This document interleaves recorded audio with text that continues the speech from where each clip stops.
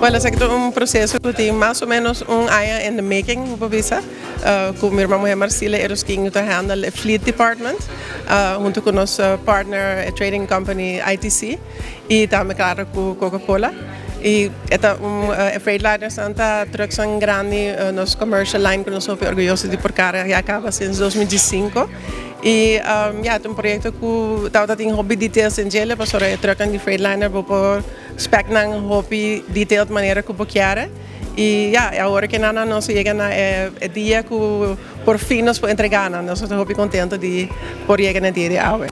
Freightliner trucks aqui na está trabalhando especial tanto chamam beverage trucks, depois aqui na Tropical Bottling Company também está entregando tour produtos que vende Coca-Cola, Balashi, nesse momento tour produtos que não tem para entregar isso aqui na cliente previamente nós tem outra marca então nós também começar com Freightliner essa aqui também com motor de Mercedes-Benz então nós truck que é sumamente duradouro e confiável.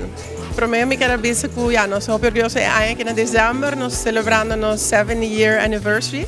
70 anos passamos de fundo abuela começando nos neighboring island Corsó e nós como terceira geração sumamente orgulhoso com os Eroskin por dar nosso serviço na gente do pueblo de Aruba com os parts department, body shop department, service department.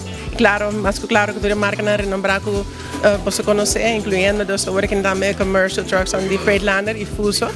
E nós queremos agradecer Tropical Bottling Company seguro para a confiança de nós. Welcome to the family. And I'd also like to thank the staff of the Tropical Bottling for choosing Freightliner and for making us and Euroskin your business partner. Making us and Euroskin your business partner, hopefully for a very long time to come. Bom, we mawari invitado di Tropical Bottling nang compra vários truck nobo para so kuta llega tempo para não cambiar truck e o trabalho que nós está fazendo, a companhia quer crescer na mestre de truck mais grande e novo e para maneira botar para nos surpresa o truck não chega e não tem beleza. Sempre é orgulho orbo a companhia cresce, o trabalhador não que puxa a companhia põe cresce, me está seguro que o trabalhador está guardando no turno, pois turno que corre de truck novo.